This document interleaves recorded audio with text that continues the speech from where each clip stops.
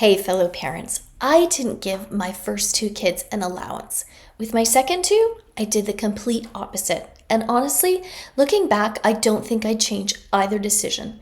Today, I'm breaking down why I made two totally different choices for my four kids and what actually matters when it comes to teaching your kids about money. I'm Deb Kierstead with Mums Teach Money, and let's get into it. When my daughters were young, we didn't have a lot of extra cash. That was part of it. But there was another reason. I didn't feel like allowance was the right choice for them at that time. Here's the thing. My girls were naturally self-motivated. They didn't need money dangling in front of them to help out around the house. Helping it was just expected. And honestly, I think that's okay. I also believe that kids can and will figure out how to earn money when they feel motivated to. Having no allowance or regular income actually encouraged my daughters to find their own sources of income. And they did. So for them, no allowance worked. Now, my two sons were different. They weren't quite as eager to help out around the house as their sisters, and I'll be honest, I hoped an allowance would motivate them a bit. By that point, I also had a bit more money I could spare, so that made it easier. But here was a third reason I went the allowance route with my sons. I wanted to shift the responsibility for their spending onto them. I thought if I gave them their own money, they'd have to figure out how to prioritize. They'll have to decide what matters to them. And as a mom of four kids with a lot to manage, I wanted fewer decisions to make, less nagging, a tiny bit of responsibility off of my plate. So I gave them an allowance, and it worked for them.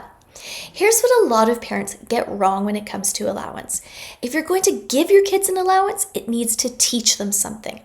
I like tying allowance to chores because it helps kids understand. No one is going to give you free money in life. You have to earn it. And that's how the real world works. An allowance tied to chores mimics that. But here's the key.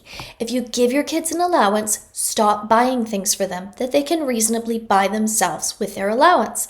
Otherwise, the allowance isn't really teaching them much. They're just getting free money and you're still buying them everything.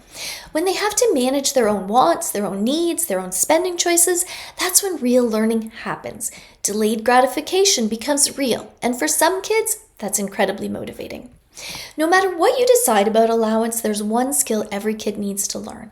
Pay yourself first. Whatever saving strategy you teach your kids, it should apply to their allowance too. Here are three simple ones that I love. Dime Dash, save 10 cents for every dollar earned.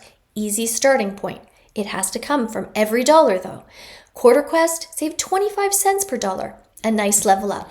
Marg's method, my favorite, save 50 cents per dollar. This one's named after my neighbor Marg, who just turned 99 the other day. She taught me this when my kids were younger, and it changed everything for my family.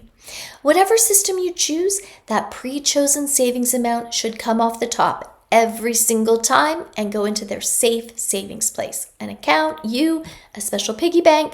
This one habit will create lifelong healthy financial habits. If they learn it young, they will thank you later. One more thing, earning money is a skill. It's actually step 4 in my 12-step framework.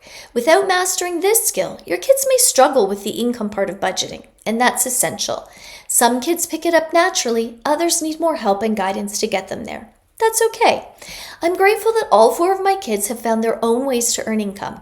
They each found their first job without me having to do it for them, and none of them ever struggled to find work when they needed it. That's a huge weight off my shoulders, knowing they can and will be able to look after themselves. So, should you give your kids an allowance? There's no one-size-fits-all answer. What matters is that whatever you choose, you use it intentionally, whether that's no allowance or an allowance with boundaries or something in between. The goal is the same. Raise kids who can earn, save, and manage their own money. And while I never parent with the thank yous in mind, they sure are nice to hear down the road. If you found this helpful, make sure to subscribe. I share simple, practical money lessons you can actually use with your kids. And if you want my free guide to get started, the link's in the description. I'll see you in the next one.